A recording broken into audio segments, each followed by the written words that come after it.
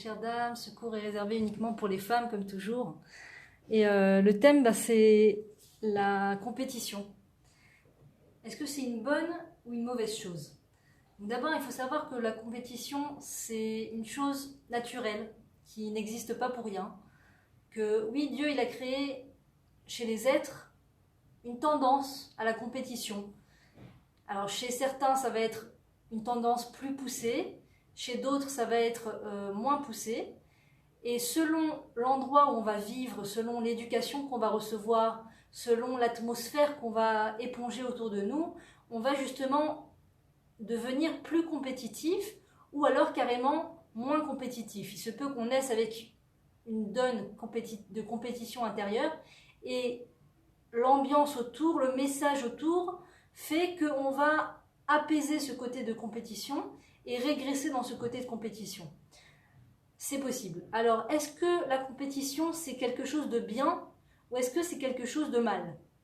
Qu'est-ce que ça crée chez la personne quand elle est compétitive, quand elle se laisse aller à la compétition ou alors quand elle est carrément encouragée et conditionnée à la compétition? Est-ce que c'est juif? Est-ce que ça fait partie du monde de la Torah? Est-ce que la Torah nous encourage à être des gens compétitifs ou pas? Ça, c'est des questions, Bezrat Hashem, que je vais essayer de répondre. Et la question, c'est est-ce que aussi la compétition peut apporter quelque chose de positif dans la vie d'une personne? Est-ce que ça a ses côtés positifs? Alors, il faut savoir que la compétition, parfois, une compétition exagérée, peut tout gâcher chez une personne. Je m'explique. Il se peut qu'une personne ait des capacités extraordinaires dans certaines choses. Qu'elle soit vraiment... C'est pas une se peut, c'est-à-dire que chaque personne au monde, il n'y a pas d'exception à la règle, chaque personne au monde a été dotée par Hachem d'un trait de caractère, d'une capacité extraordinaire dans quelque chose. Chacun. Et chacun a cette chose-là. Dans cette chose-là, il est meilleur que tout le reste de la planète. Par exemple, il se peut qu'une personne soit née avec un trait de caractère spécifique, ou sur ça, il est même meilleur que Baba Saleh. Il est même meilleur que le président de la République, il est même meilleur que Michael Jackson, etc. Sur ce certain point. Et ça, chacun a reçu ce cadeau à l'intérieur. Et en vérité, tout le chemin de l'être, tout le chemin de la vie d'une personne est là pour, Bezrat Hashem, lui permettre de découvrir ce point à l'intérieur d'elle. Et c'est pas une chose impossible, c'est pas une tâche difficile, c'est une tâche qui demande pas mal d'épreuves, qui demande pas mal de travail sur soi et de recherche intérieure, mais c'est une chose qui est à la portée de tout le monde, c'est une chose qui est possible. Et la question, c'est comment on fait pour y arriver plus facilement? Eh bien, il se trouve, de façon incroyable, que quand on ne pousse pas nos enfants dans la compétition, ils auront eux-mêmes plus de facilité à découvrir chez eux ce point dans lequel ils sont exceptionnels et ils arriveront à avoir confiance en leurs capacités et à se développer sur ce point-là et à fleurir, à donner des fruits fantastiques par rapport à ce point-là que Dieu veut que la personne donne des fruits sur ça. Pourquoi? Quel rapport avec la compétition? Qu'est-ce qui fait que la non-compétition va faire que l'enfant va plus facilement trouver chez lui sa mission dans le monde? Eh bien, en fait, l'esprit de compétition donne comme message à l'autre, à l'enfant, aux gens, sois meilleur que les autres par rapport aux autres. Pas sois le meilleur dans ce que tu es toi, sois meilleur que les autres. La compétition, c'est ça finalement. Sois meilleur que les autres. Et donc, quand on est occupé à vouloir être meilleur que les autres, on est tout le temps en déconnexion de soi pour essayer de voir ce que les autres font, pour essayer de faire ce qu'ils font, mais mieux qu'eux. Et c'est une cause perdue. C'est une cause perdue parce que même si réellement on voit une personne qui fait quelque chose qui nous concerne, c'est-à-dire qui concerne nous, notre mission de monde, notre réalisation dans ce monde, même si je vois quelqu'un qui le fait très bien, et que moi aussi je suis censée le faire très bien, si je le fais par rapport à l'autre, ça va dénoter par rapport à ce que je suis intérieurement. Et si je me déconnecte de moi-même, je ne peux pas me réaliser. Je ne peux pas réaliser ce que j'ai à l'intérieur de moi. On a tous des choses exceptionnelles à l'intérieur. Si on est dans un état d'esprit de regarder l'autre, pour voir les résultats de l'autre et pour le dépasser, la déconnexion avec mon moi intérieur fait que je ne peux pas y arriver. Je ne peux pas être moi-même. Parce qu'il n'y a que cette voix intérieure qui te dit quoi faire, qui te dit vers quoi aller. Et en fait, l'esprit de compétition, c'est quoi? C'est de dire aux enfants, c'est un langage. Il y a tout un langage comme ça avec les enfants qui fait que ça va les pousser à être des gens compétitifs et donc se déconnecter d'eux-mêmes. Par exemple, toujours les comparer à leurs petits copains de classe. Ils ont des camarades à l'école et tout ce que vont faire les camarades, on va les comparer à eux. Combien tu as eu? Combien tu as reçu? Quelle note tu as reçue?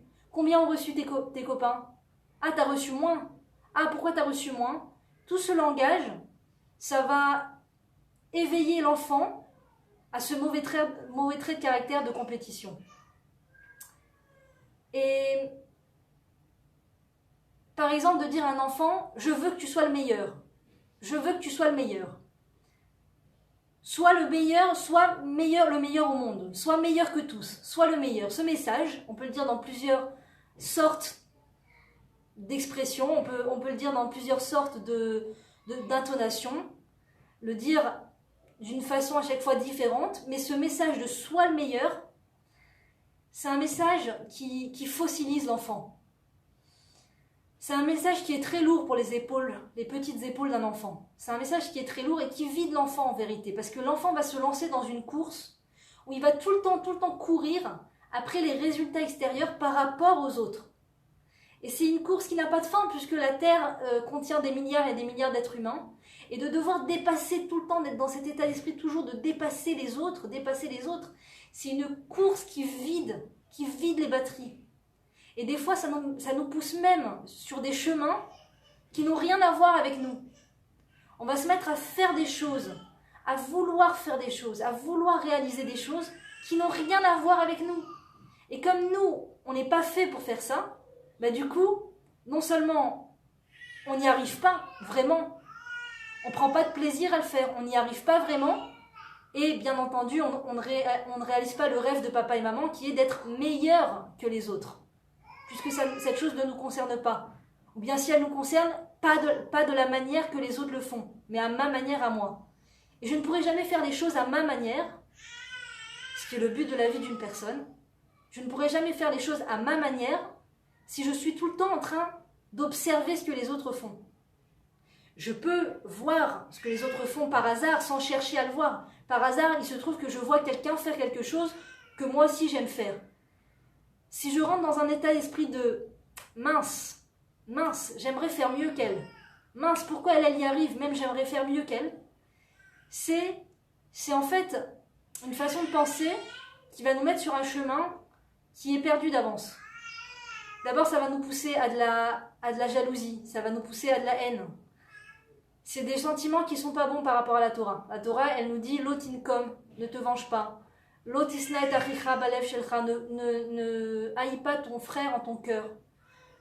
« Lotachmod », tu n'envieras pas, tu ne seras pas jaloux, tu ne jalouseras pas l'autre. Tous ces traits de caractère que la Torah nous demande de ne pas faire, quand on rentre dans l'état d'esprit de compétition, de se comparer à l'autre et de vouloir faire mieux que l'autre, on rentre dans ces traits de caractère.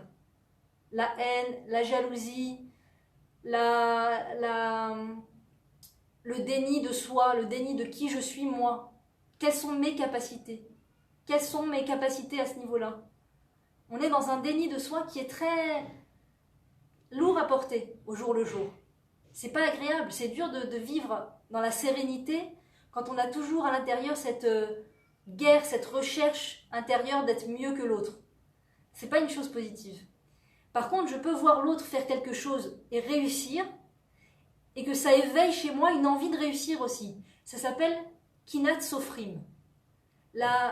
Cette Kinat Sofrim, Kinat c'est la jalousie, Sofrim, je ne sais pas exactement comment traduire ça, mais ça veut dire c'est une jalousie constructive. C'est-à-dire, par exemple, si on voit quelqu'un, un érudit dans la Torah, qui a des traits de caractère magnifiquement bien affinés et travaillés, eh bien, si on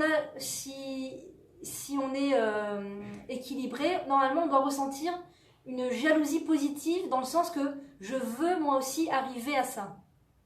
Pas mince, ah là là, pourquoi lui et pas moi? Ah, je vais faire mieux que lui. Non. Oh, que c'est beau un trait de caractère affiné. Waouh, qu'est-ce que c'est beau de réussir dans ça. J'ai envie ça donne envie. Ça donne envie. Ça s'appelle Kinat Sofrim.